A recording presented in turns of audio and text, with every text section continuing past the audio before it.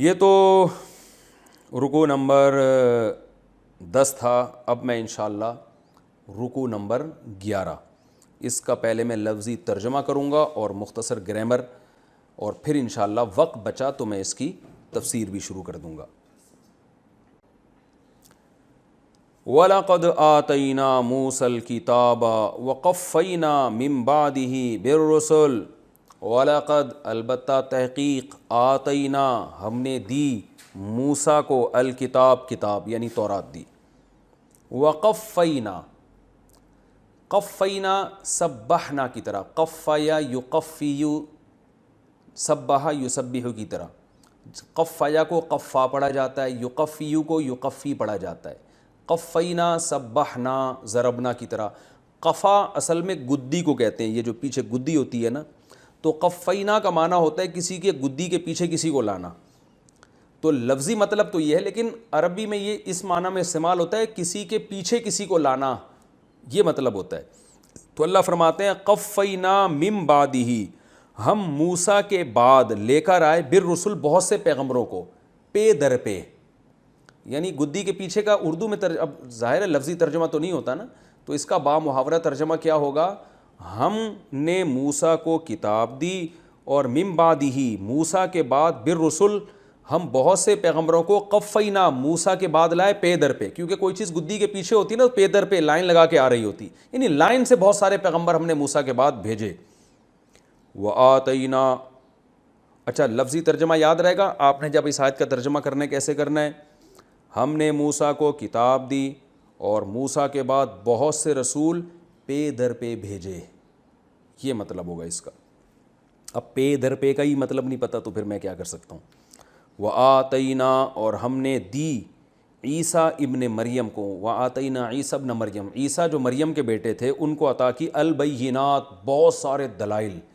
بین واضح دلائل، بینات کا لفظ بہت آیا قرآن میں. وَأَيَّدْنَاهُ أَيَّدَ يُؤَيِّدُ تَأْيِيدًا سَبَّحَ يُسَبِّحُ تسبیحاً. تائید کسے کہتے ہیں بھائی؟ فلاں کی تائید کی ہے، تائید میں بیان دیا ہے، یعنی کسی کو قوت دینا. آپ جب کسی کی تائید کرتے ہیں تو اس کا مطلب آپ اس کو تقویت دے رہے ہوتے ہیں، قوت بخش رہے ہوتے ہیں، اس کو موٹیویٹ کر رہے ہوتے ہیں.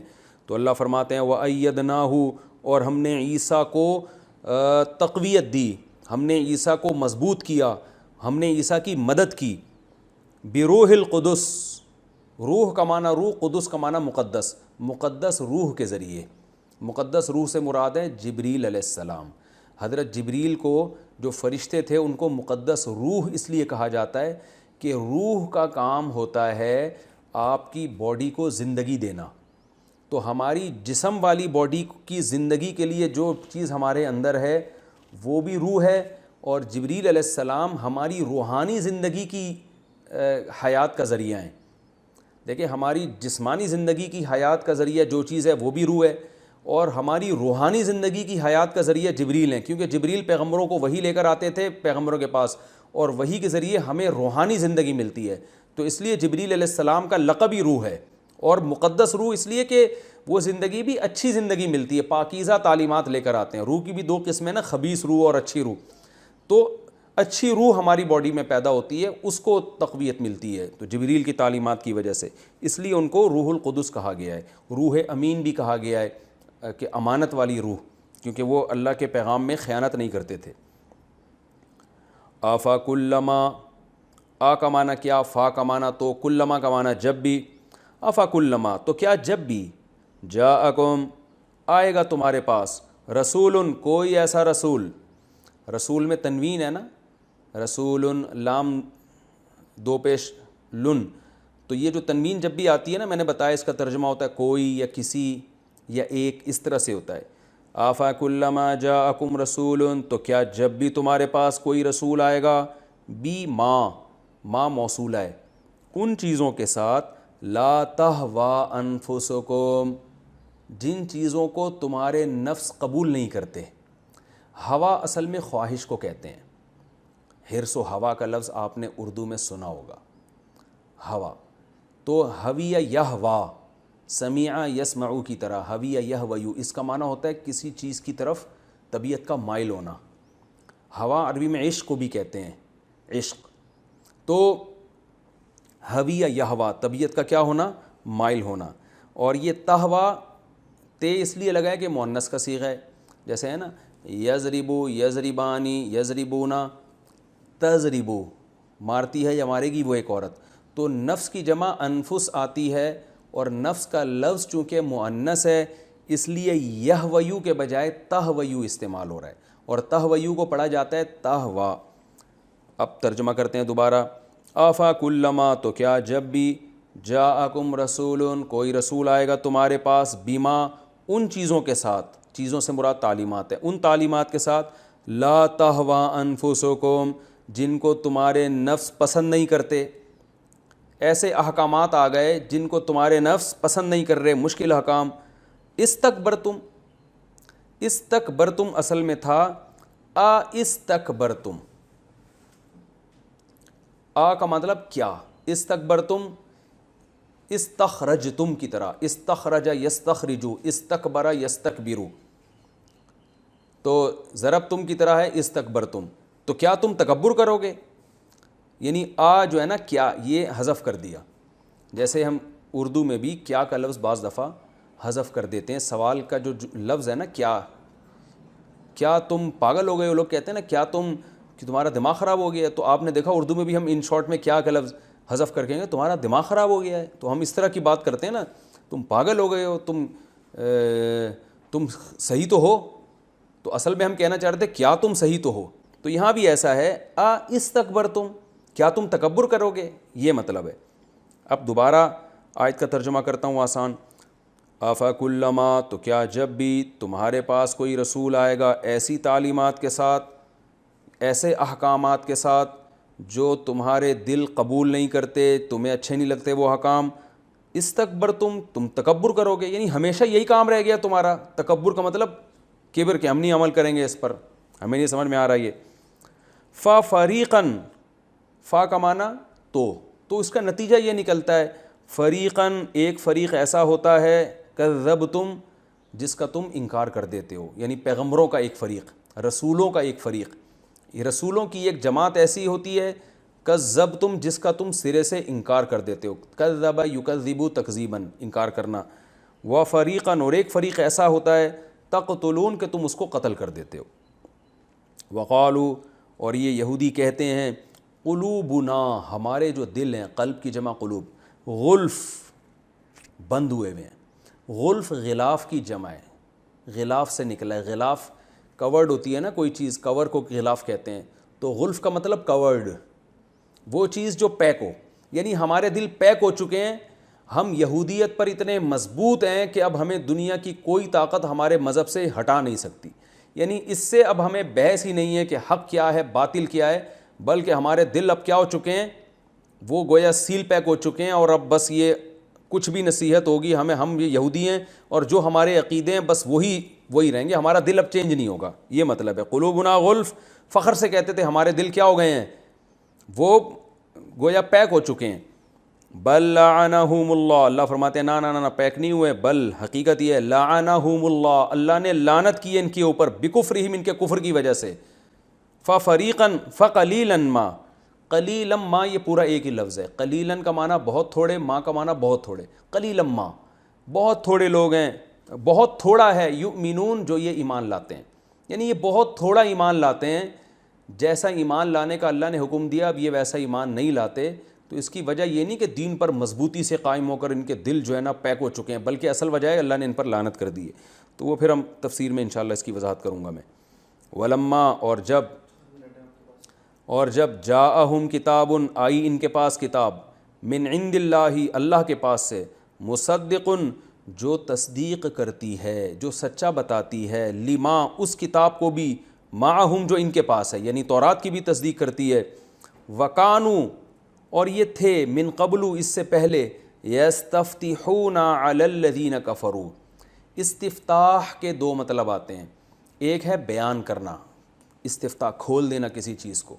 تو اس لحاظ سے اس کا ترجمہ ہوگا کہ اس قرآن کے آنے سے پہلے یہ لوگ کھول کھول کر بیان کرتے تھے علی الذین کفروا کافروں پر، یعنی مشرکین پر. کھول کھول کے بیان کرتے تھے کہ کتاب آنے والی ہے، رسول آنے والا ہے، جس کی یہ علامتیں ہیں۔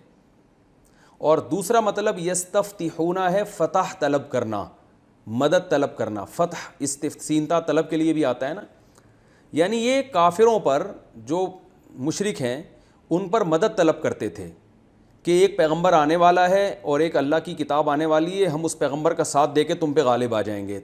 یعنی ان کے خلاف مدد طلب کرتے تھے کہ ایک کتاب اور پیغمبر آئے گا تو ہماری مدد ہوگی اور ہم اس پر ایمان لائیں گے اور دنیا پہ غالب آ جائیں گے۔ تو پہلے یہ حال تھا، لیکن جب آئی یہ کتاب تو کیا ہوا؟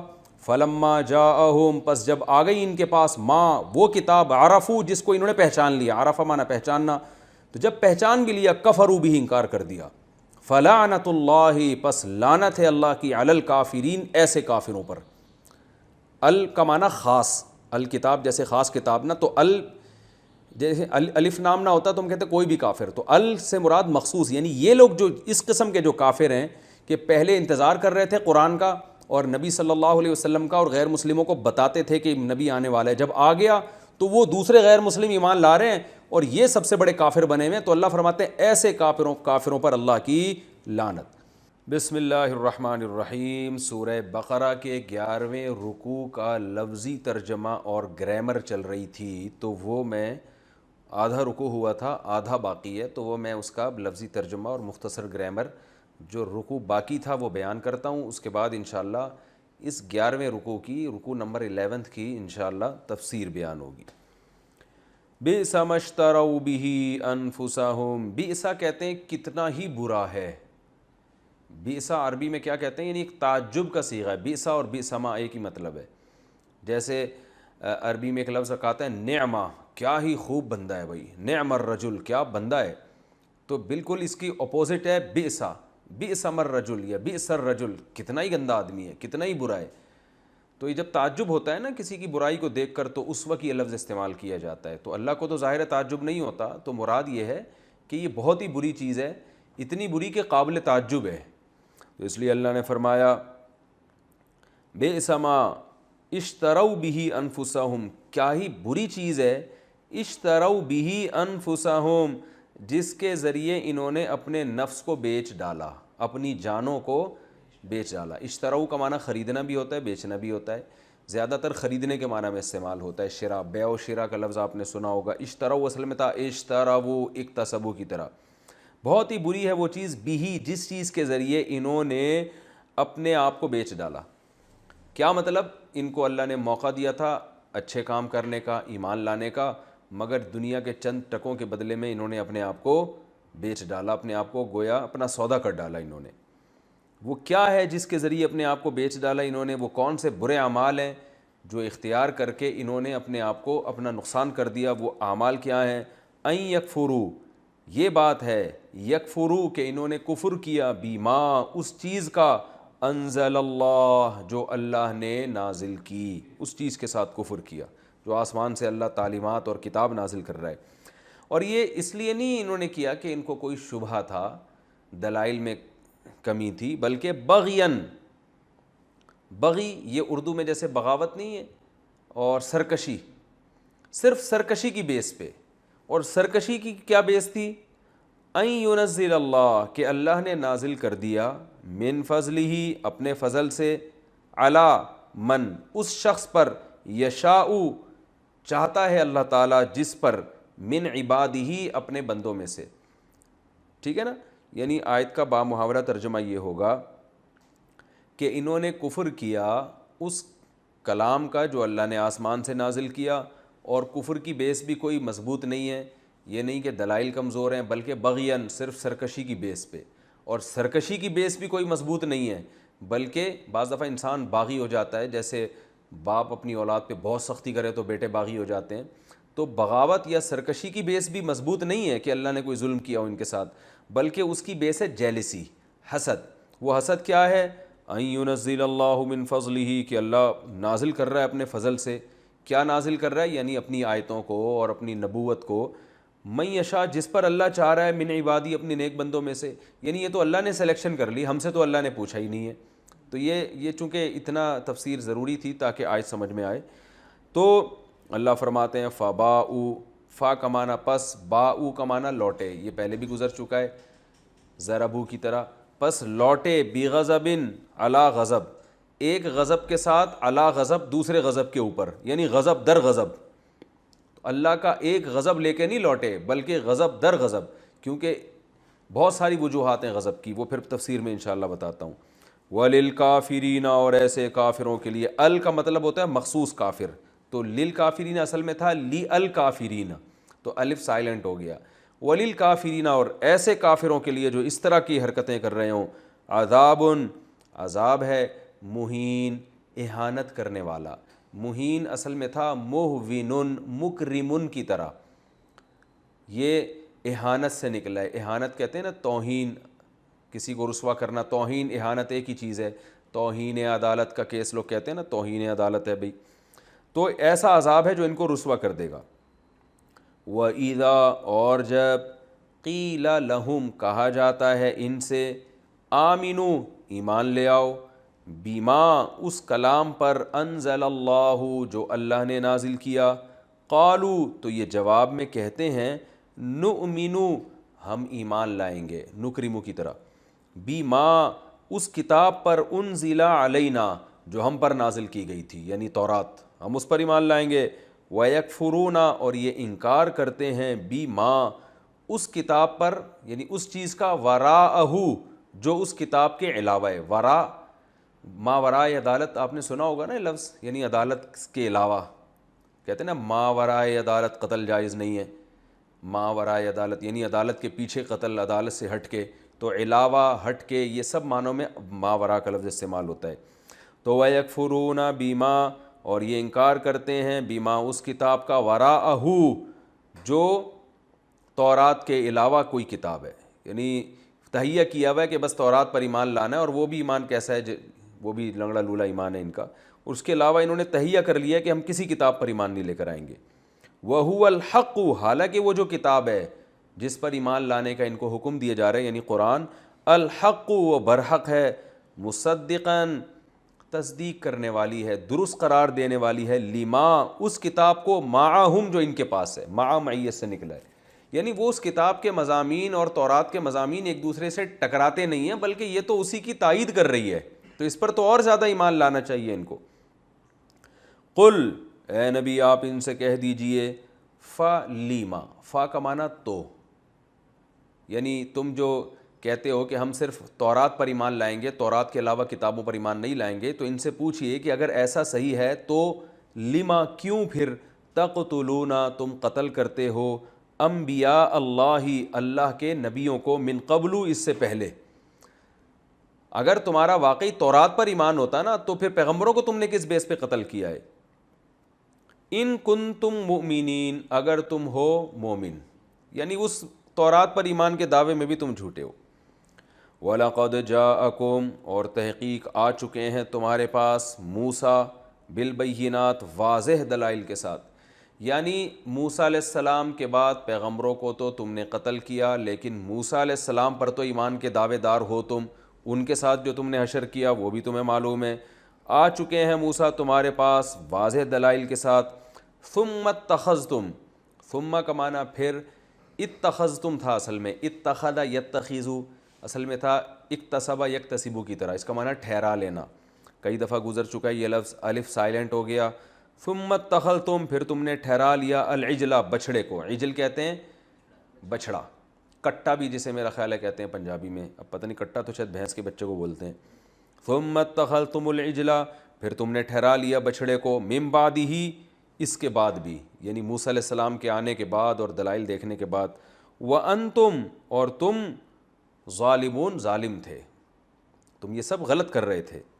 وَإِذْ، اور اس وقت کو بھی یاد کرو، اخذنا، جب لیا ہم نے، اخذ کیا، لیا ہم نے، میثاقکم، تم سے مضبوط ایگریمنٹ. ورفعنا، اور اٹھا لیا ہم نے، فوقکم، تمہارے اوپر، فوق فوقیت سے نکلا ہے، اوپر، الطورا، کوہ طور کو، کوہ طور کو ہم نے تمہارے اوپر اٹھا لیا تھا، اس وقت کو بھی یاد کرو. خذو، اور اس وقت ہم نے کہا تھا، یہاں یہ ہم نے کہا تھا کا لفظ محذوف ہے. اس وقت ہم نے کہا تھا خذو، خذ کا معنی ہوتا ہے پکڑو، عربی میں بھی آج یہ لفظ استعمال ہوتا ہے. سعودی عرب میں جائیں، خذ، یہ لو بھائی، خذو پلیورل ہے، جمع کا صیغہ ہے، پکڑو، ما، اس کتاب کو، آتیناکم جو ہم نے تمہیں دی ہے، بقوت مضبوطی کے ساتھ پکڑ لو، واسمعوا اور اس کے حکام کو غور سے سنو، سماعت کرو۔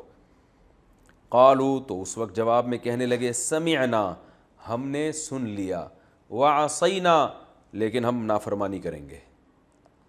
عصینا عصیان سے نکلا ہے، عصیان گناہ کو کہتے ہیں نا، عاصی، ضربنا کی طرح عصینا لیکن ہم نافرمانی کریں گے۔ واشربوا اشربا یشربو اشرابن، اس کا معنی ہوتا ہے پلانا، شراب سے نکلا ہے نا، مشروب کوئی بھی پینے کی چیز۔ میں کئی دفعہ بتا چکا ہوں اردو میں شراب کو شراب کہتے ہیں لیکن عربی میں شراب کو شراب نہیں، خمر کہا جاتا ہے۔ تو عربی میں جو شراب ہے نا وہ مشروب کو کہا جاتا ہے۔ تو وَأُشْرِبُوا اور ان کو پلایا جائے گا، اکرمو کی طرح پیسو وائس ہے یہ، سوری پلایا نہیں جائے گا، وَأُشْرِبُوا اور ان کو پلا دی گئی، فی قلوبہم ان کے دلوں میں، العجلہ بچھڑا، یعنی بچھڑا گھول کے ان کے دلوں میں پلا دیا گیا تھا۔ یہ ایک محاورہ ہے کہ بچھڑے کی محبت ان کے دلوں میں گھول کر ڈال دی گئی تھی، یعنی اتنا کچھ دیکھنے کے بعد بھی بچھڑے کو معبود بنا رہے ہیں، اس کی عبادت کر رہے ہیں، اس کا مطلب بچھڑے کی محبت گویا ان کے دلوں میں گھول کر ڈال دی گئی ہے شیطان کی طرف سے، بکفرہم ان کے کفر کی وجہ سے، ناشکری کی وجہ سے۔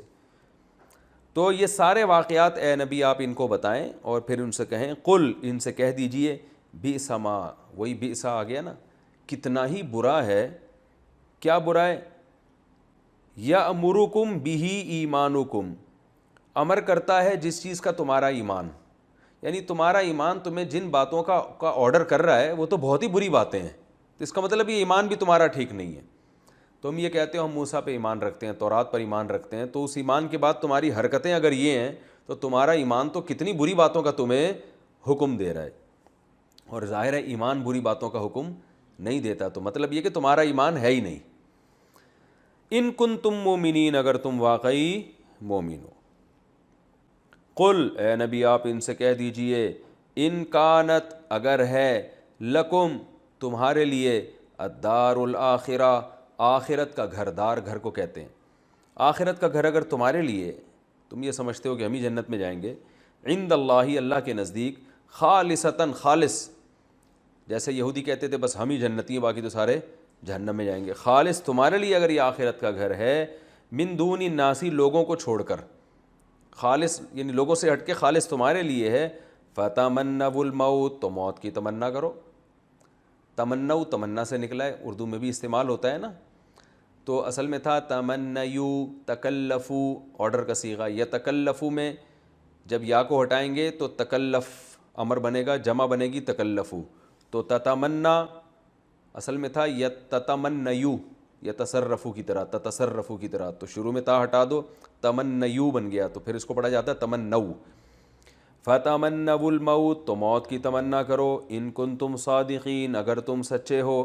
آگے اللہ فرماتے ہیں وَلَن يَتَمَنَّوْهُ، ہرگز، لن جب شروع میں لگتا ہے اس کا مطلب ہرگز یہ کام نہیں ہوگا، لن یضربا ہرگز نہیں ہوگا، تو لن يَتَمَنَّوْهُ، ہو سے مراد موت ہے، یہ ہرگز موت کی تمنا نہیں کریں گے، کیوں نہیں کریں گے، بیما ان اعمال کی وجہ سے، قدمت ایدیہم جو ان کے ہاتھوں نے آگے بھیجے ہیں، قدم یقدم کا معنی آگے بھیجنا، ایدی ہاتھ کو، جو اعمال ان کے ہاتھ بھیج چکے ہیں نا آگے آخرت کے لیے، ان کو بھی پتہ ہے وہ کبھی موت کی تمنا نہیں کریں گے۔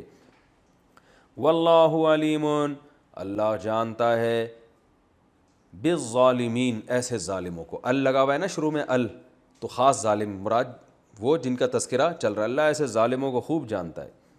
آگے اللہ نے فرمایا وَلَتَجِدَنَّ، واو کا معنی اور، لام تاکید کے لیے، تجیدن اصل میں تھا تجیدو، اور تجیدو اصل میں تھا توجیدو، تضربو کی طرح، تضربو مارتا ہے یا مارے گا، توجیدو پاتا ہے یا پائے گا، تو ایک آدمی، موجود سے نکلا ہے نا، موجود پانا کسی چیز کو، اور نون تاکید کا لگ گیا آخر میں، تجیدن تاکید پیدا ہو گئی، تم ضرور پاؤ گے، اور لام لگ گیا اور تاکید، تو اس کا مطلب ہوگا لتجیدن، آپ ضرور بالضرور پاؤ گے، ہم ان یہودیوں کو، احرص الناس لوگوں میں سب سے زیادہ حریص، احرص کمپیریٹیو ڈگری ہے، ازربو کی طرح، ازربو دوسرے کے مقابلے میں زیادہ مارنے والا، اتنی ڈیٹیل سے سمجھا رہا ہوں اگر پھر بھی سمجھ میں نہیں آئے گا نا تو پھر بہت مشکل ہے آپ لوگ کا سمجھنا۔ احرس الناس، احرس حرص سے نکلا ہے، ازربو دوسرے کے مقابلے میں زیادہ مارنے والا، احرسو دوسرے کے مقابلے میں زیادہ حریص، تو احرس الناس لوگوں کے مقابلے میں سب سے زیادہ حریص، یہ مطلب ہوگا، صحیح ہے نا، لوگوں میں سب سے زیادہ حریص، علی حیات حیات پر، آپ ان کو پائیں گے لوگوں میں زندگی پر سب سے زیادہ حریص، حرص لالچ کو کہتے ہیں، یعنی زندہ رہنے کی سب سے زیادہ لالچ آپ کو اگر کسی میں نظر آئے گی تو کس میں نظر آئے گی؟ ان یہودیوں میں نظر آئے گی آپ کو۔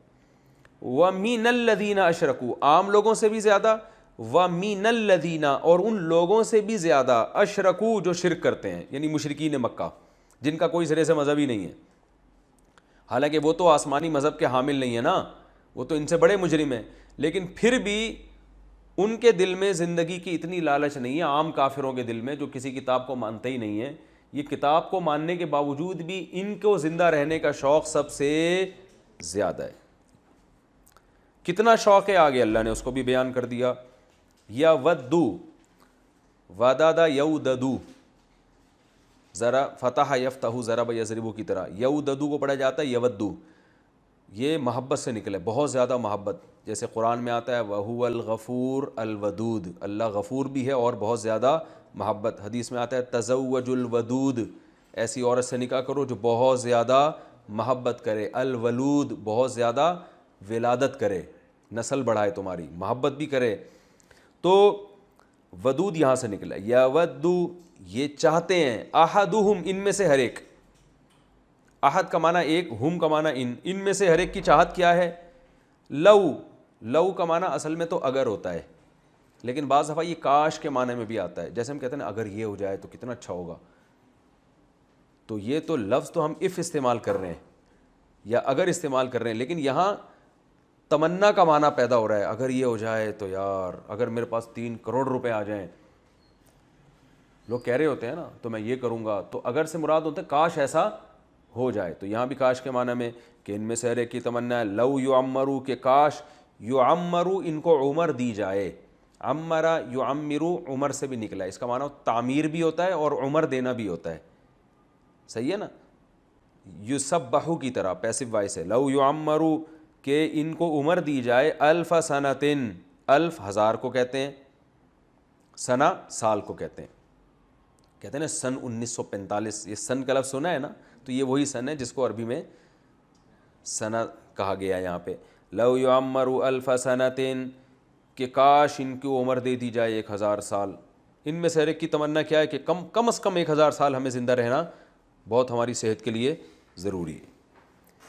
اللہ فرماتے ہیں وما ہوا، ما کا معنی نہیں اور واو کا معنی اور، وما ہوا اور نہیں ہے یہ، ہوا کا معنی یہ سے کیا مراد ہے جس کا پہلے ذکر ہو گیا، یعنی 1000 سال کی عمر، یعنی یہ جو 1000 سال کی عمر ہے، بی مزحزح، بی زائد ہے، با جو ہے نا بی، یہ با کا لفظ یہ زائد ہے، مزحزح یہ مکرم کی طرح آپ سمجھ لیں، اس میں فاعل ہے، اس کا معنی ہوتا ہے دور کر دینا، جیسے قرآن میں آتا ہے فمن زحزح عن النار، جو نار سے دور کر دیا گیا، زحزح، وادخل الجنت اور جنت میں داخل کر دیا گیا، فقد فاز وہ کامیاب ہو گیا، تو زحزح مزحزح دور کرنے والا، تو اللہ فرماتے ہیں وما ہوا بمزحزحہ، اور یہ جو 1000 سال کی عمر ہے نا، یہ ان کو دور کرنے والی نہیں ہے، ہی کا معنی یہ بندہ،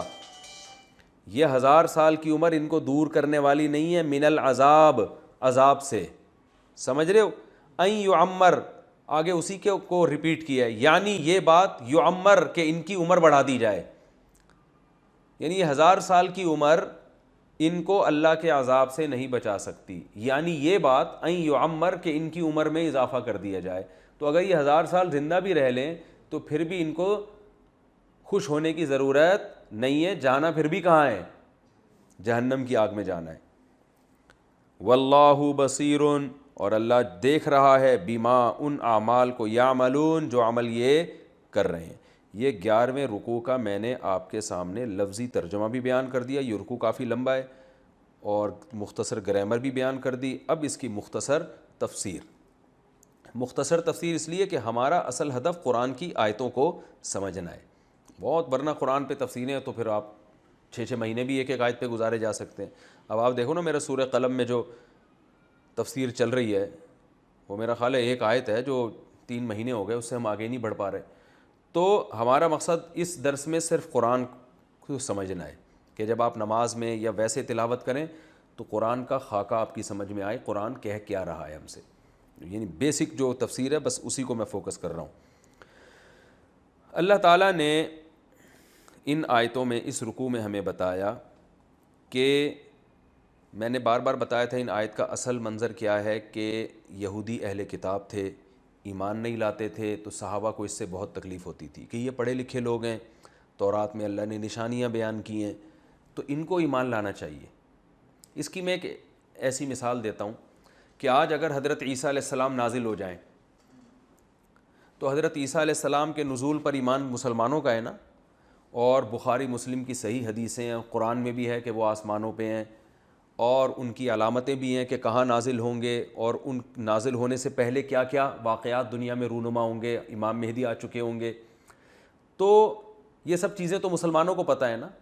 اب حضرت عیسیٰ علیہ السلام نازل ہوں اور وہ یہ دعویٰ کریں کہ میں عیسیٰ ابن مریم ہوں، اور عیسائی اور یہودی وہ سب سے پہلے یا جو ہندو ہیں یا دوسرے لوگ ہیں وہ ان کے معجزات دیکھنا شروع کر دیں، تو وہ سب سے پہلے وہ حضرت عیسیٰ سے پوچھیں گے کہ آپ کے سچے ہونے کی کیا علامت ہے. حضرت عیسیٰ کیا فرمائیں گے؟ بھائی جو مسلمانوں کے نبی ہیں انہوں نے مجھے پہلے میری بشارتیں دے دی تھیں.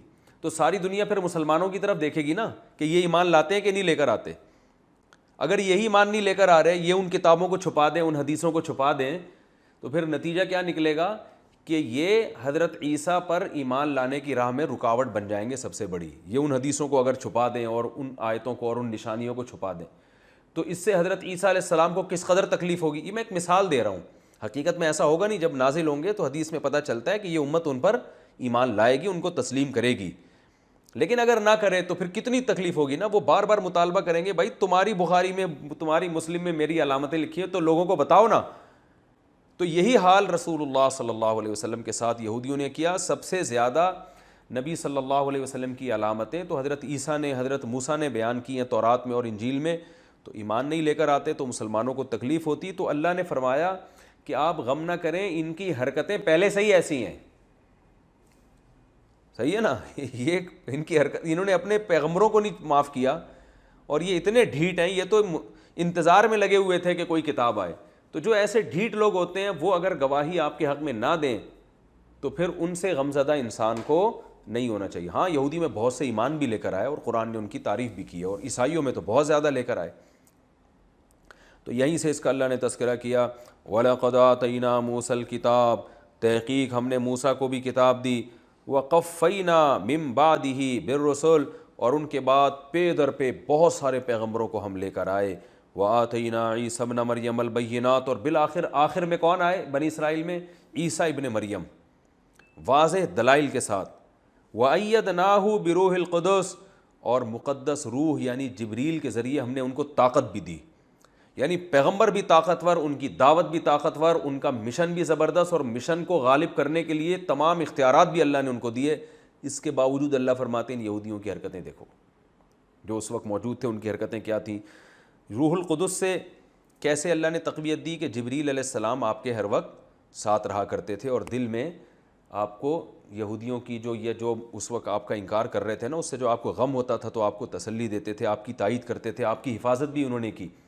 جب یہودیوں نے اپنے خیال کے مطابق آپ کو سولی پہ لٹکایا تو حضرت جبریل فرشتوں کے ساتھ آپ کو اوپر لے گئے. تو اس سے یہ بھی پتہ چلتا ہے کہ اللہ تعالیٰ فرشتوں کے ذریعے بھی انسان کو قوت دیتے ہیں، اور علماء نے اس سے استدلال کیا ہے. اور قرآن و سنت سے یہ بھی پتہ چلتا ہے کہ بعض دفعہ اچھی بات انسان کرتا ہے تو حضرت جبریل کی طرف سے دل میں الہام بھی ہوتا ہے.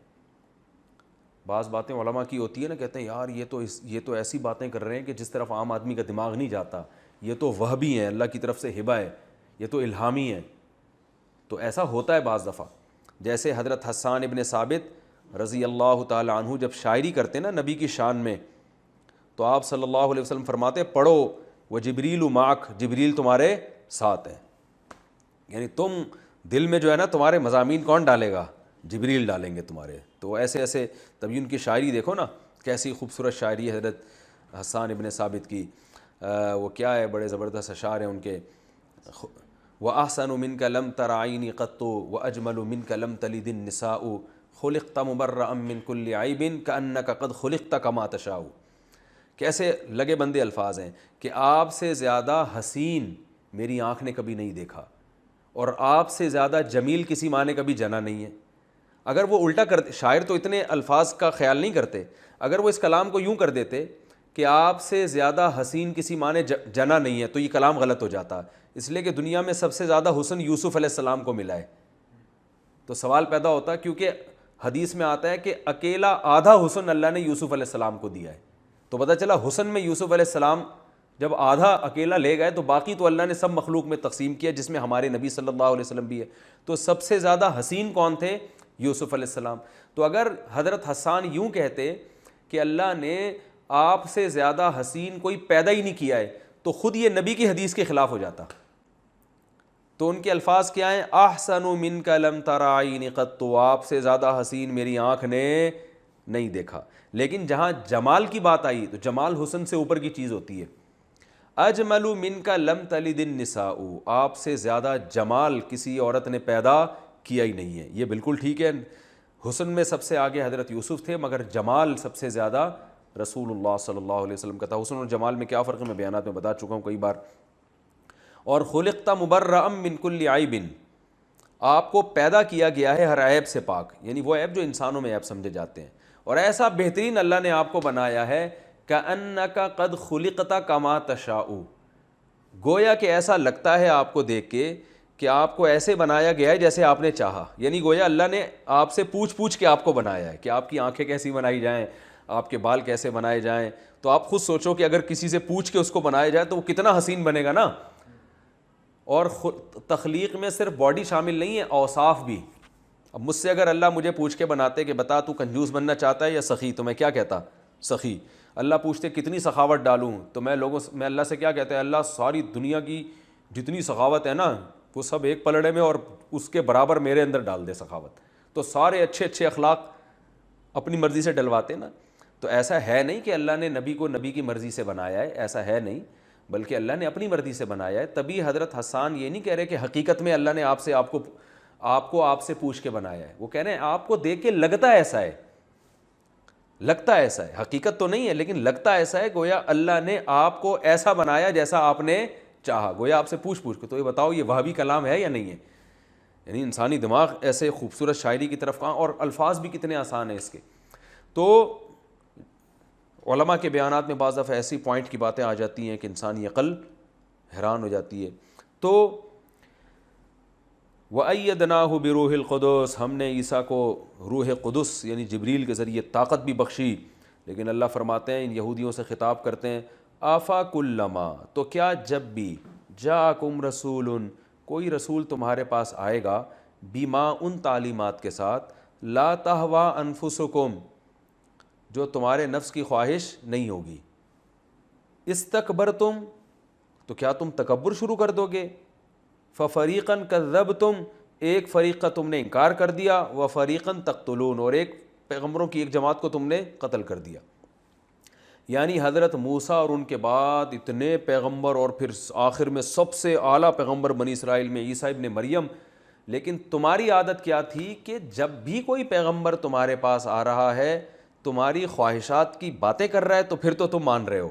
جہاں تمہاری خواہشات سے اس کی تعلیمات پیغمبر کی ٹکرا رہی ہیں, تم نے ان کا انکار کرنا شروع کر دیا. یہی حال کس کے ساتھ کر رہے ہو؟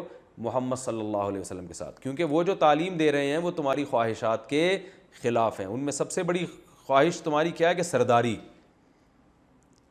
اور کہ ہم مقتدی ہیں. تو یہ سرداری تمہاری چھوٹ رہی ہے. تو اللہ فرماتے ہیں ہمیشہ ایسے کرتے ہو, یعنی اب تو ایسا نہ کرو, تم ہمیشہ ایسا کرتے رہے ہو. وقالوا قلوبنا غلف, اور یہودیوں سے جب کہا جاتا ہے نبی پر ایمان لے کر آؤ, تو وہ جواب میں کہتے ہیں ہمارے دل بند ہو چکے ہیں. کیا مطلب؟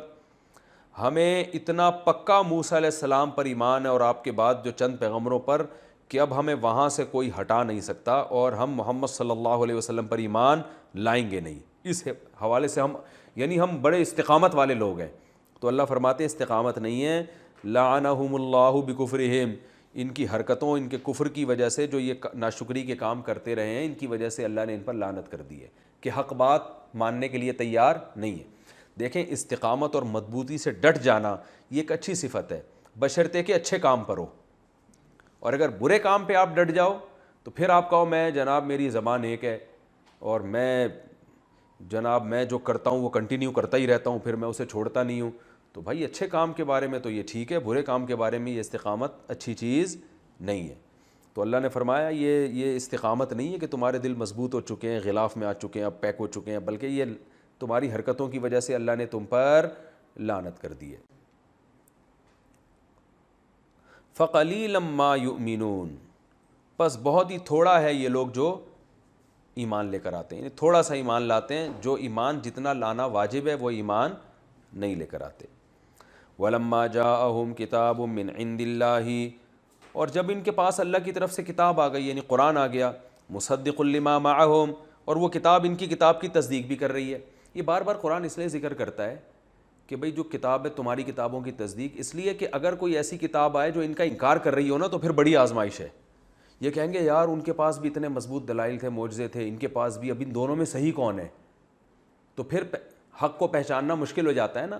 لیکن اگر نیا پیغمبر آ کے پرانے ہی پیغمبر کی تعلیمات کو عام کر رہا ہے، وہی عقائد بیان کر رہا ہے، تو پھر ایمان لانا آسان ہو جاتا ہے، کیونکہ اب آزمائش میں نہیں ڈالا جا رہا آپ کو، بلکہ اس پر بھی ایمان لاؤ، اس پر بھی ایمان لے کر آؤ. تو اللہ فرماتے ہیں جب ان کے پاس کتاب آ گئی اور وہ کتاب ان کی کتابوں کی تصدیق کر رہی ہے، وَكَانُوا مِن قَبْلُ يَسْتَفْتِحُونَ عَلَى الَّذِينَ كَفَرُوا، اور اس سے پہلے یہ لوگ جو عام کافر ہیں یعنی مشرکین مکہ، ان پر فتح بھی طلب کر رہے تھے. یعنی یہ انتظار میں تھے کہ آخری نبی آئے گا تو ہم اس کا ساتھ دیں گے، تو ان کے ذریعے ہمیں فتح ملے گی مشرکین مکہ پر، اور مکہ میں، مدینہ میں، ہر جگہ اور دنیا میں ہماری حکومت قائم ہوگی. لوگ آسمانی کتابوں والوں کی عزت کرنا شروع کر دیں گے، کیونکہ یہودی آسمانی کتابوں کے قائل تھے نا، تو یہ مذہب ہمارا نظریہ دنیا میں رائج ہوگا. ہر لحاظ سے فتح طلب کر رہے تھے. اور یستفتحون کا معنی جو یہ دوسرے بھی معنی کیے گئے ہیں لیکن راجح معنی یہ معلوم ہوتا ہے. فلما جاءہم، استفتاح کا معنی فتح طلب کرنا، اور فلما جاءہم ما عرفوا، بس جب آ گئی ان کے پاس وہ کتاب، وہ کتاب عرفوا جسے یہ خوب اچھی طرح پہچانتے ہیں. عرفان کا معنی پہچاننا، خوب پہچانتے ہیں کہ اللہ کی کتاب ہے. کفروا بہ، تو انہوں نے اس کا انکار کرنا شروع کر دیا. کیوں انکار کرنا شروع کر دیا؟ اس لیے کہ ان کو اندازہ ہوا کہ یار اگر ہمیں نبی کا ساتھ دیں گے تو دنیا پہ غلبہ تو حاصل ہوگا، لیکن اس کے لیے پہلے اپنی چودراہٹ بھی چھوڑنی پڑے گی، ٹھیک ہے نا. تو فی الحال اپنی چودراہٹ چھوڑنے کے لیے تیار نہیں تھے. پہلے تو کہا کرتے تھے، جیسے آج ہم حضرت عیسیٰ کا انتظار کر رہے ہیں نا کہ حضرت عیسیٰ آئیں گے تو ان کی میت میں جہاد ہوگا، پوری دنیا پر حکومت ہوگی، تو ہم تو انتظار کر رہے ہیں. لیکن جب حضرت عیسیٰ آئیں گے تو جو قوم کے بڑے بڑے چودھری ہوں گے نا، جن کی خلافت جا رہی ہوگی، ان کو سب سے زیادہ، ان میں جو 2 نمبر ہوں گے ان کو سب سے زیادہ تکلیف ہوگی کہ یار ان کے آنے کے بعد ہماری تو کوئی ویلیو رہی نہیں ہے. سمجھ رہے ہیں نا، کوئی بڑا جب آتا ہے تو چھوٹے کی تھوڑی ویلیو ہوتی ہے. فلعنۃ اللہ علی الکافرین، اللہ فرماتے ہیں ایسے کافروں پر لعنت جو کم بخت انتظار میں تھے کہ پیغمبر آئے اور کتاب آئے اور ہم یہ اور ہم یوں اور یہ ایسے ہو جائیں گے. مشرکین کو فخر سے کہا کرتے تھے کہ تم ابھی صبر کرو، بس ایک پیغمبر آنے والا ہے. تو جب آ گیا تو پھر اس کا وہ مشرکین ایمان لے کر آ رہے ہیں اور یہ ایمان نہیں لے کر آ رہے. بئس ما اشتروا بہ انفسہم، اللہ فرماتے ہیں بہت بری چیز ہے جس کے ذریعے انہوں نے اپنے نفسوں کو بیچ ڈالا. کیا بری چیز ہے جس کے ذریعے بیچ ڈالا؟ کفر کیا اس کتاب کا جو اللہ نے نازل کی. اور کفر کی بیس کیا ہے؟ سرکشی، بغاوت. اور بغاوت کی بیس کیا ہے؟ ان ینزل اللہ من فضلہ علی من یشاء، کہ پیغمبر تو ہم میں سے آنا چاہیے تھا، ہم سردار ہیں، ہم پڑھے لکھے. یہ امی لوگوں میں سے پیغمبر کیوں آ گئے جو یتیم ہیں، جن کے پاس پیسے نہیں ہیں، غریب ہیں؟ تو اللہ نے اپنا فضل جس پہ چاہا نازل کیا، اس سے ان کو کیا ہو رہی ہے؟ تکلیف ہو رہی ہے. فباؤوا بغضب علی غضب، پس یہ غضب در غضب لے کے لوٹے. ایک غضب تو اس بات کا کہ انہوں نے کفر کیا، انکار کیا. دوسرا غضب اس بات کا کہ انکار کی بیس کیا تھی؟ سرکشی. تیسرا غضب، سرکشی کی بیس بھی کوئی مضبوط نہیں ہے بلکہ جیلسی. تو غضب در غضب کا مطلب 2 غضب نہیں ہے بلکہ بہت سارے. بعض دفعہ عربی میں ایک چیز کو 2 دفعہ بیان کیا جاتا ہے، یہ نہیں بتانے کے لیے کہ 2 دفعہ، بلکہ یہ بتانے کے لیے کہ بہت دفعہ. وَلِلْكَافِرِينَ عَذَابٌ مُّهِينٌ، اور ایسے کافروں کے لیے ذلت والا عذاب ہے۔ دیکھو قرآن میں جو یہ جو آتا ہے نا دردناک عذاب، ذلت والا عذاب، بڑا عذاب، اس میں بھی کوئی حکمت ہوتی ہے کہ ورڈنگ چینج کیوں ہو رہی ہے؟ یہاں ذلت والا عذاب اس لیے کہ یہاں یہ جیلسی کی وجہ سے ایمان نہیں لے کر آ رہے، اور جیلسی کیا ہے کہ ان کی عزت زیادہ ہماری کم، تو اللہ فرماتے ہیں تمہیں جو عذاب ملے گا وہ ہوگا ہی تمہیں ذلیل کرنے کے لیے۔ تو جس عزت کی وجہ سے تم نبی صلی اللہ علیہ وسلم کا انکار کر رہے ہو نا، وہی عزت جب جہنم میں جاؤ گے تو وہ کیا ہو جائے گی؟ ختم ہو جائے گی۔ تو وہ صرف تکلیف دہ عذاب نہیں ہے بلکہ رسوا کرنے والا بھی عذاب ہے۔ تو مہین کا لفظ یہاں اس لیے لے کر آئے ہیں۔ قرآن کے جو بلاغت بہت ہے، قرآن میں ایک ایک لفظ جو آیا ہے نا وہ کوئی نہ کوئی اس کے پیچھے وجہ ہوتی ہے۔ وَإِذَا قِيلَ لَهُمْ، اور جب ان سے کہا جاتا ہے ایمان لاؤ جو کتاب اللہ نے نازل کی ہے، تو بجائے اس کے کہ کہیں کہ بھائی ہم ایمان اس لیے نہیں لے کر آتے کہ ہم تو ہیں ہی نہیں مومن، ہم تو آسمانی کتابوں کو سرے سے مانتے ہی نہیں، جیسے ایتھیس یا گمراہ آدمی کیا کہے گا؟ بھائی ہم تو یہ سلسلے کو مانتے ہی نہیں ہیں، تو لوگ پھر اس کو عزت ہی نہیں دیتے۔ لیکن ان میں دنیا سے محبت اتنی ہے کہ یہ اپنا مومن ہونا، مومن کا جو لفظ ہے وہ بھی نہیں دور کرنا چاہتے اپنے آپ سے، بلکہ چاہتے ہیں کہ ہمیں لوگ کیا کہیں؟ پیغمبروں پر ایمان والے لوگ، تورات کو ماننے والے، موسیٰ کلیم اللہ کو ماننے والے۔ تو یہ لفظ اور یہ لقب بھی اپنے سے ہٹانا نہیں چاہتے، انکار بھی کر رہے ہیں سچے پیغمبر کا، اور چاہتے ہیں کہ جیسے ہم کہتے ہیں نا پیڑے کھانے کا، فری میں پیڑے کھانے کا شوق، کہ کفر بھی کر رہے ہیں لیکن لیبل کیا چاہتے ہیں؟ ایمان کا لیبل لگا رہے۔ تو ان آیتوں میں اللہ نے ان کے ایمان کی حقیقت بیان کی ہے کہ ایمان کا لیبل جو تم نے لگایا ہوا ہے یہ بھی صرف فارمیلٹی پوری کی ہوئی ہے، ورنہ جن پیغمبروں پر تم ایمان کا دعویٰ کرتے ہو حقیقت میں ان پر بھی تمہارا ایمان نہیں۔ اللہ نے فرمایا جب ان سے کہا جاتا ہے کہ ایمان لاؤ اس کتاب پر جو اللہ نے نازل کی، تو کہتے ہیں ہم پہلے ایمان لا چکے ہیں، بھائی آپ ہمیں ایمان کی دعوت نہ دیں، ہم پہلے سے مومن ہیں، جو اللہ نے ہم پر کتابیں نازل کی ہیں ان پر ایمان لائے ہیں، لیکن ساتھ ساتھ اس کتاب کے علاوہ کا انکار کر رہے ہیں، حالانکہ وہ بھی برحق ہے، مصدقا لما معہم، اور ان کی کتابوں کی تصدیق بھی کر رہی ہے۔ تو آگے اللہ نے ان سے فرمایا کہ اے نبی آپ ان سے کہہ دیجئے کہ اگر تم واقعی مومن ہو، تورات اور انجیل پر ایمان رکھتے رہے ہو، فَلِمَ تَقْتُلُونَ أَنْبِيَاءَ اللَّهِ مِنْ قَبْلُ، تمہاری تاریخ کی کتابیں بتاتی ہیں کہ تم نے پیغمبروں کو قتل کیا ہے۔ تو جو مومن ہوتا ہے وہ پیغمبر کو تھوڑی قتل کرتا ہے۔ اور پھر اللہ نے دوبارہ انہی برائیوں کو، ان کی برائیوں کو بیان کیا کہ تم نے بچھڑے کی بھی عبادت کی، اور تورات پہ تم گواہ بنے، 70 آدمی گئے تھے نا، گواہ بن کے آئے تھے، جب دیکھا کہ اس میں احکام مشکل ہیں تو اپنی قوم کو گواہی دینے لگے کہ ہم نے جو تورات دیکھی تھی نا اس میں اللہ میاں نے یہ بھی ہم سے کہا تھا کہ جو آسان آسان احکام ہو ان پر عمل کر لینا، مشکل مشکل کیا کر دینا، چھوڑ دینا۔ تو اس پہ اللہ نے کوہ طور اٹھا کے ان کے اوپر کر دیا کہ یہ گر جائے گا، مر جاؤ گے یہاں پہ سارے، تو پھر فوراً کہا کہ اچھا نہیں اللہ ہم ایمان لے کر آ رہے ہیں، ٹھیک ہے نا۔ تو اللہ فرماتے ہیں جب ایمان والے تھے تو اس وقت تمہاری یہ حرکتیں تھیں۔ تو پہلے بھی ان آیتوں کا بیان کیا لیکن وہ کسی اور پیرائے میں، کسی اور مقصد کے تحت۔ اب جو بیان کیا جا رہا ہے وہ اس حیثیت سے ان آیتوں کو بیان کیا جا رہا ہے کہ تم اپنے ایمان کے دعوے میں سچے نہیں ہو۔ تو اس لیے تکرار نہیں ہے کہ جو مضمون اللہ نے پہلے بیان کیا وہ دوبارہ کیوں بیان، اور پہلے کسی اور مضمون کو بیان کرنے کے لیے بتایا گیا تھا، اب یہ بتانے کے لیے کہ تم جو کہتے ہو مومن ہیں تو یہ مومن کا دعویٰ بھی تمہارا ٹھیک نہیں ہے۔ اللہ نے فرمایا جب تمہارے پاس موسیٰ علیہ السلام واضح دلائل لے کر آئے، وہ واضح دلائل کیا تھے؟ لاٹھی کو سانپ بنانا، سمندر کا 2 ٹکڑے ہو جانا، اتنے واضح تم نے دیکھے، فرعون کا غرق ہو جانا، سب کچھ ہونے کے بعد بھی تم نے کیا کیا؟ جیسے ہی موسیٰ کوہ طور پہ گئے ہیں تو ان کے بعد تم نے بچڑے کو معبود بنا لیا۔ وَأَنْتُمْ ظَالِمُونَ، اور تم بڑے ظالم تھے۔ اور اس وقت کو بھی یاد کرو جب ہم نے تم سے معاہدہ کیا کہ تورات پر ایمان لے کر آؤ گے، لیکن نہیں لے کر آئے اور کہنے لگے آسان آسان پر عمل کریں گے، مشکل کو چھوڑ دیں گے، تو ہم نے کوہ طور کو تمہارے اوپر اٹھا لیا اور ہم نے کہا خذوا ما آتیناکم بقوہ، پکڑو اس کو مضبوطی کے ساتھ اور سنو جو کچھ اس میں لکھا ہوا ہے۔ قالوا، تو کہنے لگے سمعنا وعصینا، ہم نے سن لیا مگر ہم مانیں گے نہیں۔ یہ جو سمعنا وعصینا ہے نا، ظاہر ہے کوئی زبان سے یوں تھوڑی کہے گا ہم نے سن لیا اور ہم نے نہیں مانیں گے، یعنی اوپر اوپر سے کہا کہ ہم نے سن لیا اور دل میں کیا تھا؟ مانیں گے نہیں۔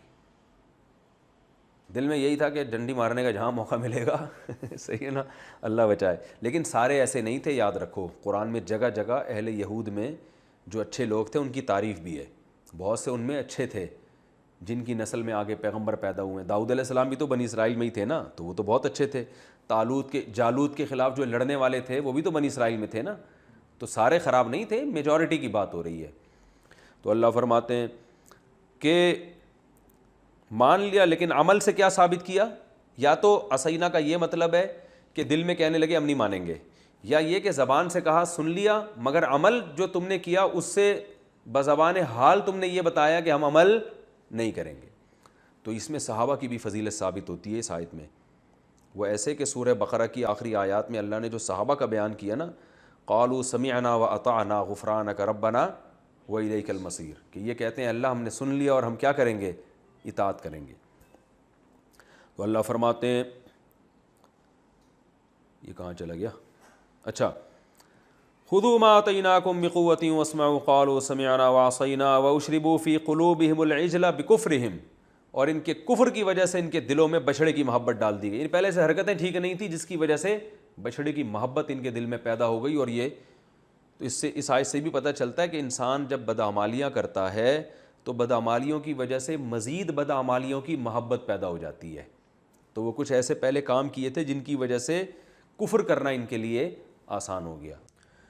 بسم اللہ الرحمن الرحیم. سورہ بقرہ کا 11واں رکوع, اس کی تفسیر چل رہی تھی. زیادہ تر رکوع ہو چکا تھا. آج کے سیشن میں میں انشاءاللہ جو 11ویں رکوع کا کچھ حصہ باقی تھا اس کی تفسیر مکمل کروں گا, اور رکوع نمبر 12 انشاءاللہ اس کا بھی ہم ترجمہ شروع کر دیں گے. بات یہ چل رہی تھی کہ یہودی یہ کہا کرتے تھے کہ ہم تو موسیٰ علیہ السلام پر ایمان لائے ہیں. تو اللہ نے ان کے باتیں بتائیں کہ تمہارا ایمان تو تم کیسا ایمان لے کر آئے تھے؟ بچھڑے کو معبود بنا لیا تھا, اور کوہ طور ہم نے تمہارے اوپر رکھا ہے تو تم نے مانا ہے کہ ہم تورات پر ایمان لائیں گے, اور یعنی تورات پر عمل کریں گے ہم. اور اشربوا فی قلوبہم العجل بکفرہم, ان کے نافرمانیوں کی وجہ سے بچھڑے کی محبت ان کے دل میں ڈال دی گئی تھی, یعنی شیطان کی طرف سے. آگے اللہ فرماتے ہیں قل بئس ما یأمرکم بہ ایمانکم, بہت ہی بری ہے وہ چیز جس کا تمہارا ایمان تمہیں حکم دیتا ہے. کتنے برے برے کاموں کا تمہارا ایمان تمہیں حکم دے رہا تھا. ان کنتم مومنین, اگر تم واقعی مومن ہو تو تمہارا ایمان تو تمہیں الٹے الٹے کاموں کا حکم دے رہا ہے. اس سے صاف پتہ چلتا ہے کہ جو ایمان کا لیبل تم اپنے اوپر لگا رہے ہو نا وہ بھی تم پہ لگتا نہیں ہے, اس لحاظ سے بھی تم مومن نہیں ہو. پھر ایک الزامی جواب دیا جا رہا ہے. الزامی جواب کہتے ہیں جب آپ ہر طرح سے دلائل دے چکے ہیں نا اور سامنے والا ماننے کے لیے تیار نہ ہو, تو اس کو بالکل خاموش کرنے کے لیے جو دلیل دی جاتی ہے, الزام کا مطلب اس پہ لازم ہو جائے کہ اگر واقعی ایسا ہے تم یہ سمجھتے ہو تو پھر یہ کیوں نہیں کرتے. ہوتا ہے نا, جیسے میں اکثر ایک مثال دیتا ہوں کہ کوئی شخص آپ کے پاس آئے, آپ کو بتائے کہ بھئی یہ کاروبار میں انویسٹمنٹ میں اتنا پروفٹ, تو آپ اس سے بولیں پھر خود کیوں نہیں پیسہ لگا دیتے بھائی. تو جب تک اس سوال کا اس کے پاس کوئی معقول جواب نہ ہو, اس کا مطلب یہ آپ کو بیوقوف بنا رہا ہے, آپ سے پیسے نکلوانا چاہ رہا ہے. بھائی تمہارے پاس بھی پیسہ ہے تو تم خود انویسٹ کرو نا, ہمیں کیوں مشورہ دے رہے ہو. تو بالکل یہی انداز قرآن نے یہاں اختیار کیا ہے. قل اے نبی ان سے کہہ دیجئے ان کانت لکم الدار الاخرۃ عند اللہ خالصۃ من دون الناس, تمہارا دعویٰ ہے کہ پکے مومن تو صرف ہم ہی ہیں, اور جنت میں ظاہر ہے مومن ہی جائے گا تو صرف ہم ہی جنت میں جائیں گے. یعنی یہودی کہتے تھے جنت میں تو مومن جائے گا, یہ بات تو یہاں تک تو ٹھیک ہے, صرف مومن جائے گا. پھر کہتے تھے مومن صرف کون ہے؟ ہم ہیں, اور باقی تو سارے غیر مسلم ہیں, کافر ہیں. حتیٰ کہ جو نبی پر ایمان لے کر آ رہے ہیں وہ بھی کیا ہیں؟ غیر مسلم ہیں, یعنی وہ بھی کافر ہیں, تو ہم صرف یہودی ہی جنت میں جائیں گے. تو اللہ نے فرمایا ٹھیک ہے, اگر تم یہ سمجھتے ہو کہ آخرت صرف تمہارے لیے ہے, خالصۃ من دون الناس, صرف تمہیں ملے گی, لوگوں کو نہیں ملے گی, فتمنوا الموت, تو تم موت کی تمنا کرو نا اگر تم مومن ہو. دیکھو ہمارے ہاں کتنے لوگ شہادت کی تمنا کرتے ہیں نا کہ اللہ کرے ہمیں شہادت مل جائے, کیونکہ ان کو یقین ہے کہ شہادت کے بعد اللہ نے شہید کے لیے بہت بڑے بڑے مقامات رکھے. میں نے بہت سے لبرلز کو دیکھا ہے, نہ ان کی داڑھی ہوتی ہے نہ نماز پڑھتے ہیں, لیکن وہ چاہتے ہیں کہ موت آئے تو کون سی آئے؟ شہادت کی. اس کا مطلب ان کا بہرحال آخرت پر کسی درجے میں ایمان ہے, چاہے عمل کی کوتاہی کیوں نہ ہو. لیکن میں نے بہت سے لوگوں کو دیکھا ہے, یار ہم سے زندگی میں عمل نہیں ہوتا, لیکن یار ہم چاہتے ہیں کیا؟ شہید ہو جائیں, موت ہماری شہادت کی آئے, شہادت ہمیں ملے. تو لیکن اللہ فرما رہے ہیں یہودیوں سے تمہاری اس قسم کی کوئی تمنا نہیں ہے. میں پوری آیت کی تفسیر یہ آیت پڑھ لوں گا نا تو پھر بتاتا ہوں. آگے فرماتے ہیں وَلَن يَتَمَنَّوْهُ أَبَدًا, اللہ فرماتے ہیں ہرگز موت کی تمنا کبھی بھی نہیں کریں گے, کیونکہ ان کو پتہ ہے کہ ہماری, یعنی ان کو خود بھی اپنے غلط ہونے کا یقین ہے. اس کی مثال ایسے جیسے کچھ دن پہلے نا ایک صاحب، ایک سیاسی قائد جو بڑا ہی کرپٹ آدمی ہے، جس کو سب جانتے ہیں کہ اس سے بڑا کرپٹ مارکیٹ میں گزرا نہیں ہے، تو اس سیاسی جماعت کے تھے وہ، تو اس کی بڑی تعریفیں کر رہے ہیں ہمارے سامنے کہ یار وہ بڑا نیک آدمی ہے. میں یہ جو واقعہ سنا رہا ہوں نا قرآن کی آیت ہی کو آسان انداز میں ڈیفائن کرنے کے لیے، یہ تفسیر سے ہٹ کر نہیں ہے یہ چیزیں. تو وہ بڑے زبردست ہے، وہ بڑا، اس کو ووٹ دینا چاہیے، وہ تو بہت ہے بھائی، وہ قائد تو وہی ہے، وغیرہ وغیرہ ایسی باتیں. اب ہمارے ساتھ ایک ساتھی تھے، دلائل سے سمجھا رہے ہیں بھائی اس نے تو یہ کیا، اس نے تو یہ کیا، یہ مان کے نہیں دے رہے کیونکہ عصبیت، لسانیت آپ کو پتہ ہے، یہ قوم پرستی، یہ سب چیزیں. تو ہمارے اس دوست نے ان سے کہا کہ اچھا پھر یہ دعا کرو کہ قیامت کے دن تمہارا حشر اسی کے ساتھ ہو. ایک دم نہ وہ چپ ہو گیا، کہہ رہے بھائی یہ نہیں میں دعا کروں گا. اس کا مطلب تو میں خود پتہ ہے کہ وہ نیک نہیں ہے. تو یہاں اس کو کہتے ہیں بالکل ایسی دلیل کے قسم آپ کا مد مقابل کیا ہو جائے، خاموش ہو جائے. بھائی اگر یہ اتنا ہے، جیسے ہم جو غیر مسلم لڑائیاں لڑ رہے ہیں، بھائی تم اگر حق پر ہو تو تم اس میں شہادت کی تمنا کرو نا. وہ نہیں کرتے، ان کو پتہ ہے یار یا تو مر کے مٹی ہو جائیں گے، یا یہ کہ آخرت میں سزا ملے گی. ان کو بعض دفعہ پتہ ہوتا ہے ہم ظلم کر رہے ہیں، تو جو حق پر ہوتا ہے نا وہ کہتا ہے یار کوئی بات نہیں اگر شہادت مل بھی جائے.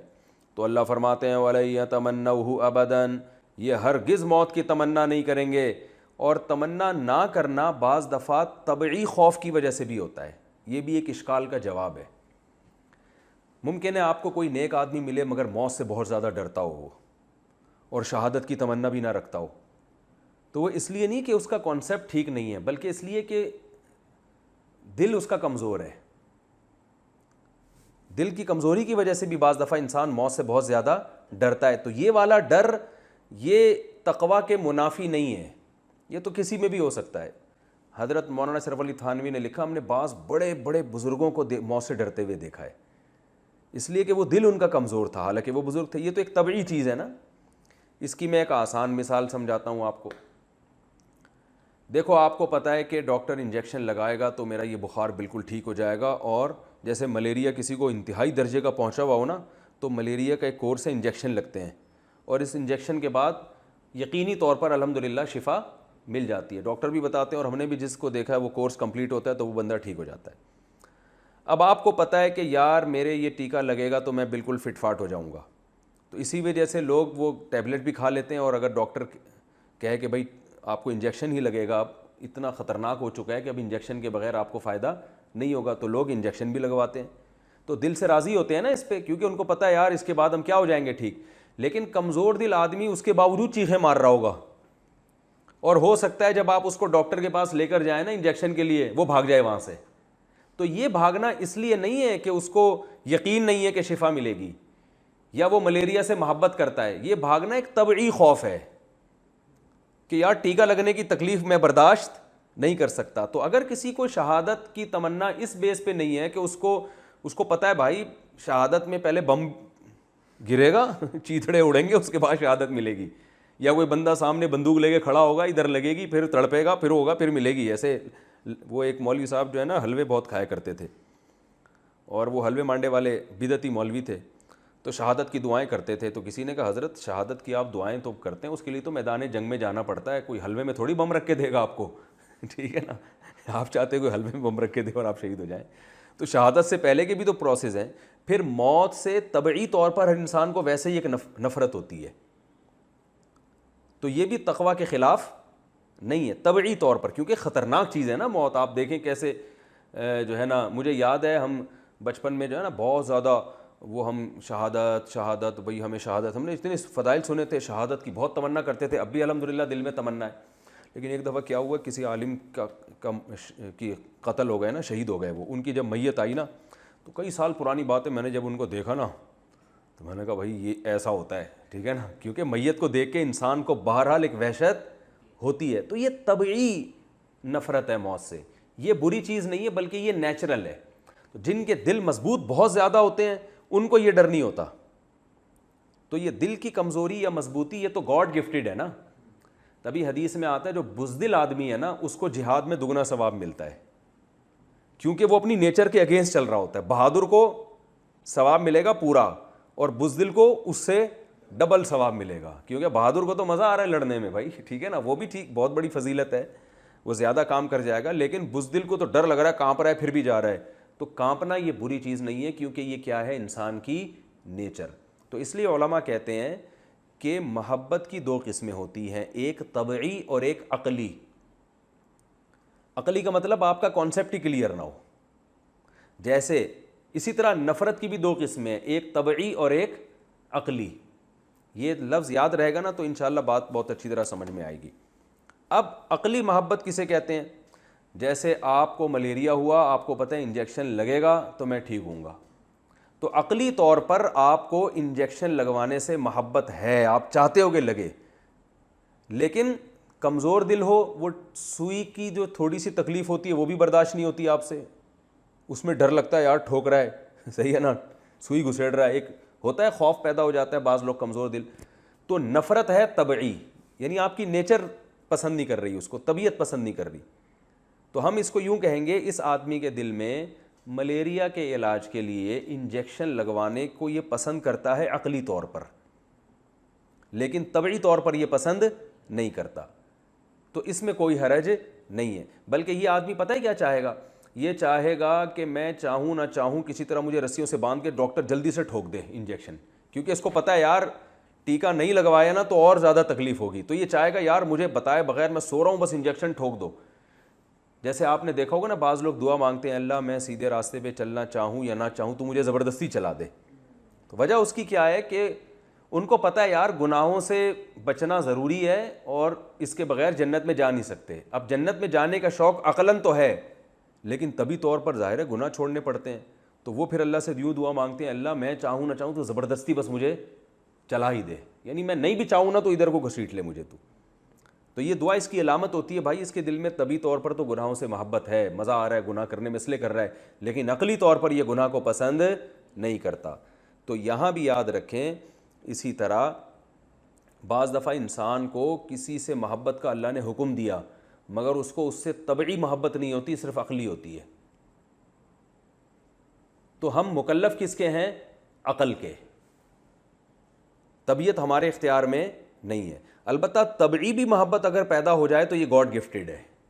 جیسے میدان جنگ میں کسی کا لڑنے کا دل چاہنا شروع کر دے بہادری، تو یہ خدا کی کیا ہے؟ ایک دین ہے کہ اس کے لیے اللہ نے جہاد کو آسان کر دیا، اور اس لحاظ سے یہ ثواب کما لے گا کہ یہ کارنامے بہت بڑے بڑے سر انجام دیتے. جیسے ارطغرل اور یہ جو بڑے بڑے خالد ابن ولید، یہ سب بائی نیچر بہادر تھے. تو اب یہ بات سمجھیں کہ اللہ نے کیا فرمایا کہ ان کے دل میں موت کی بالکل بھی تمنا نہیں ہے. تو یہاں طبعی تمنا مراد نہیں ہے کہ طبی طور پر تو کوئی بھی نہیں مرنا چاہتا، یہ عقلی ہے. عقل سے بھی یہ چاہتے نہیں ہے کہ ہماری موت کبھی ہو، جبکہ مسلمان عقلی طور پر موت کے لیے تیار رہتا ہے. اسے پتہ ہے موت ہوگی، بالآخر ایک نہ ایک دن اللہ نے چاہا تو مغفرت ہو جائے گی. ہاں کسی مسلمان کو اس بیس پہ موت سے عقلی طور پہ نفرت ہے کہ میرے اعمال ٹھیک نہیں ہیں، تو پھر وہ چاہتا ہے کہ میرے اعمال ٹھیک ہو جائیں، تو وہ اس فہرست میں نہیں آئے گا. اس لیے کہ وہ چاہتا ہے کہ میرے اعمال مجھے، یعنی اس کو زندگی اس لیے نہیں چاہیے ہوتی کہ عیاشی کرے، بلکہ اس کو زندگی اس لیے چاہیے ہوتی یار ابھی تو میرے گناہ بہت زیادہ ہیں تو میری زندگی لمبی ہو تاکہ بعد میں مجھے کسی طرح گناہوں سے بچنے کی توفیق مل جائے. تو جو اس بیس پہ چاہ رہا ہے کہ میں نہ مروں، وہ بھی اس آیت میں داخل نہیں ہے. اس آیت میں وہ داخل ہے جو گناہ کر رہا ہے لیکن دعوے یہ کر رہا ہے کہ میں جاؤں گا کہاں؟ جنت میں. اس کو اللہ کہہ رہے ہیں پھر تو موت کی تمنا کیوں نہیں کرتا؟ یعنی عقلی طور پر موت سے محبت کیوں نہیں کرتا؟ طبی طور پر تو چلو تمہارے اختیار میں نہیں، تم تو اگر تم سے عقلی طور پر بھی تم چاہتے ہو کہ کسی بھی صورت میں تمہاری موت نہ آئے. تو یہ مطلب ہے اس آیت کا. تو اللہ فرماتے ہیں وَلَن يَتَمَنَّوْهُ أَبَدًا، یہ کبھی بھی موت کی تمنا نہیں کریں گے، بِمَا قَدَّمَتْ أَيْدِيهِمْ، اپنے اعمال کی وجہ سے. اس میں اللہ نے بتا دیا کہ موت کی جو یہ تمنا نہیں کریں گے اس کی وجہ یہ نہیں ہے کہ بزدلی ہے دل کے اندر یا طبعی طور پر موت سے نفرت ہے، وہ تو ہر آدمی کے دل میں ہوتی ہے، بلکہ اس کی وجہ کیا ہے؟ بدعمالیاں. بدعمالیاں اتنی ہیں، ان کو پتہ ہے مرے تو گئے سیدھا کہاں؟ جہنم میں. تو اس لیے ان کو زندگی کی بہت زیادہ ہوس ہے، لالچ ہے. واللہ علیم بالظالمین، اللہ ایسے ظالموں کو جانتا ہے. اور اللہ نے فرمایا یہ زندگی پر اتنے حریص ہیں، اتنے لالچی ہیں. دیکھو مسلمان یہ نیک اعمال کرنے والا زندہ رہتے رہتے بھی ایک وقت آتا ہے پھر تیار ہو جاتا ہے موت کے لیے کہ یار چلو 60 سال 70 سال 80 سال ہو گیا، پتہ ہے بھائی جانا ہی ہے. اور اگر جو ہے وہ پہلے سے تیاری شروع کر دیتا ہے یار اب اتنا زندہ رہ گئے، تو اس کو زیادہ حرص بھی نہیں ہوتی کہ بس اور کتنا رہنا ہے. لیکن اللہ فرماتے ہیں ان کے دل میں اتنی لالچ ہے، یود احدہم، ان میں سے ہر ایک چاہتا ہے، لو یعمر الف سنہ، کاش 1000 سال مجھے زندگی مل جائے۔ تو اللہ فرماتے ہیں اس خوش فہمی میں ہے کہ اگر 1000 مل گئی تو بچ جائیں گے۔ اللہ فرماتے ہیں وما هو بمزحزحہ من العذاب، یہ 1000 سال کی زندگی ان کو عذاب سے نہیں بچا سکتی۔ اگر بالفرض زندگی مل بھی گئی تو جانا کہاں ہے؟ جہنم میں۔ اب یہاں بھی ایک اشکال ہو سکتا ہے، بھائی یہ تو ہر آدمی چاہتا ہے مجھے 1000 سال کی زندگی ملے، چاہتے ہیں کہ نہیں چاہتے؟ اگر مجھ سے کوئی پوچھے آ کے یار تمہیں ایک دوا میں کھلا دوں گا تم 1000 سال زندہ رہو گے، تو میں بھی کوشش کروں گا، میں کہہ دوں 1000 کے میں 2 ٹیبلٹ کھاؤں گا تاکہ 2000 سال زندہ رہوں۔ تو پھر یہاں یاد رکھیں، یہاں 1000 سال جو ان کی چاہت تھی نا زندہ رہنے کی، اس چاہت کی بیس غلط ہے۔ وہ بیس یہ ان کو پتہ ہے مریں گے تو کہاں جائیں گے؟ جہنم میں، اس لیے بچنا چاہ رہے ہیں۔ جبکہ مسلمان کی بیس کیا ہے؟ بھائی زندگی اللہ کی ایک نعمت ہے جو ایک ہی دفعہ ملتی ہے، بار بار نہیں ملتی، تو وہ اس بیس پہ زندہ رہنا چاہے گا۔